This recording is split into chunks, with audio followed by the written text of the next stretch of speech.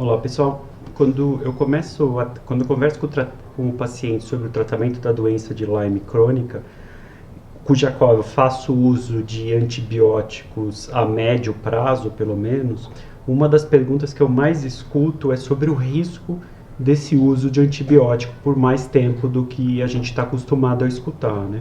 Então, quando eu falo a gente está acostumado a escutar, eu quero dizer da população em geral, porque do ponto de vista médico, a gente tem outras infecções que a gente faz uso de antibiótico por longos prazos, até por bem mais tempo do que eu faço em relação à doença de Lyme. Por exemplo, paciente com osteomielite às vezes precisa tomar alguns meses de antibiótico antes de ter algum tipo de regressão naquele tipo de infecção óssea, né? A osteomielite é um tipo de infecção óssea. Ou o paciente, por exemplo, que tem tuberculose. Hoje a gente trata a tuberculose com pelo menos 6 meses de antibióticos, a gente usa 4 antibióticos ao mesmo tempo. Às vezes a gente precisa prolongar esse tratamento por 9 até 12 meses. Hanseníase também é outra doença que a gente trata por bastante tempo. Normalmente são 9 a 12 meses, também usando uma combinação de antibióticos. Então, quando a gente fala em relação ao tratamento da doença de Lyme crônica, né, que eu estendo o tempo de tratamento, é difícil pensar que um curso de tratamento de curto prazo vai chegar a ter algum potencial de cura na doença de Lyme na fase crônica, né? Então isso claramente não acontece. Então o paciente que tem a doença nesta forma, a gente precisa fazer um tempo maior de antibióticos para a gente conseguir algum controle dos sintomas, né? Então, quando a gente fala de usar antibióticos por mais tempo, a gente está falando de um tipo de risco.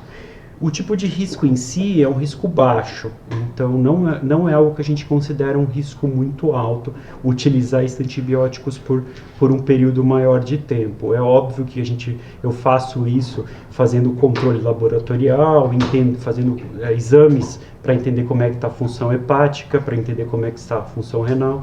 Então, se eu levantar 300 pacientes que eu já tratei desta forma, eu coloco que nenhum paciente teve nenhuma alteração renal, ou seja, nos exames a gente não viu nenhum tipo de alteração nos rins, e em torno de 10 a 15 pacientes eu vi algum tipo de alteração hepática, e essa alteração hepática foi por aumento das enzimas do fígado. Enzimas são substâncias que o fígado produz e que a gente consegue ver esse aumento quando a gente tem alguma inflamação do fígado. Então, num número pequeno de pacientes, se a gente for colocar, né, em torno de 5%, eu vi algum tipo de alteração hepática, e essas alterações hepáticas cederam completamente depois de um tempo que a gente parou o tratamento. Então, quando os antibióticos terminaram, essa função hepática voltou a normalizar.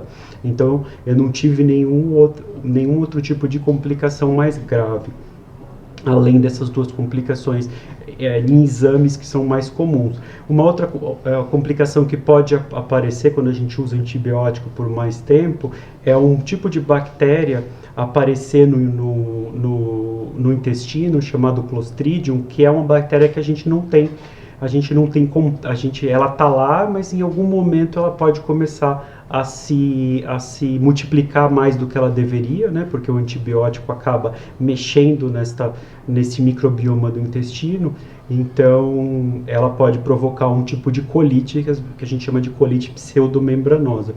Eu tive um caso de diarreia nesses 300 pacientes que apareceu esse tipo de bactéria e que a gente conseguiu controlar só com probióticos, então não precisou de nenhum antibiótico endovenoso, nem nada para a gente controlar esse tipo de colite. Então, na minha experiência, pelo tempo que eu trato a doença de Lyme, pelo número de pacientes que eu já tenho tratado, então quando a gente coloca na balança o risco e o benefício, a balança acaba pendendo muito mais para o benefício do que para o risco. Então, melhorar da doença como um todo acaba sendo uma coisa muito boa e passa por cima do risco de usar o antibiótico por um tempo um pouco maior. Mas quando a gente fala de estar fazendo uso de antibiótico por mais tempo, a primeira coisa que precisa chamar a atenção é que quando a gente começa a entrar com tantos antibióticos, um dos lugares que podem sofrer e acabam sofrendo um pouco é o estômago. Então, a mucosa do estômago, por estar entrando em contato com o antibiótico, é uma coisa que às vezes inflama. Então o paciente começa a ter dor, a dor na região do estômago, o paciente pode ter azia, pode ter refluxo. Então isso é uma coisa que eu sempre faço, é proteger o estômago. Então o paciente que vai fazer um pouco mais tempo de antibiótico, eu sempre faço uso de um protetor gástrico para proteger essa mucosa do estômago e o paciente não ter dor depois por causa de algum tipo de inflamação gástrica devido aos antibióticos.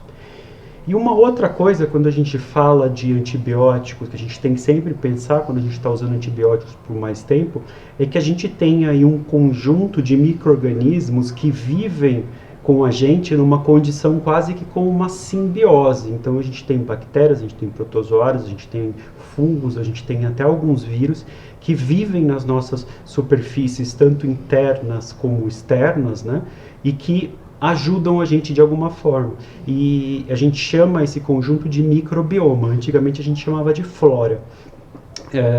O nome flora vem porque antigamente a gente achava que as bactérias elas eram mais para o lado das plantas, né? Hoje a gente sabe que as bactérias não são tão parecidas com as plantas assim, elas são mais parecidas com os animais. Então hoje a gente já não fala mais em flora, a gente chama de microbioma. Então os antibióticos, quando a gente usa por mais tempo, de algum jeito eles podem influenciar esse microbioma.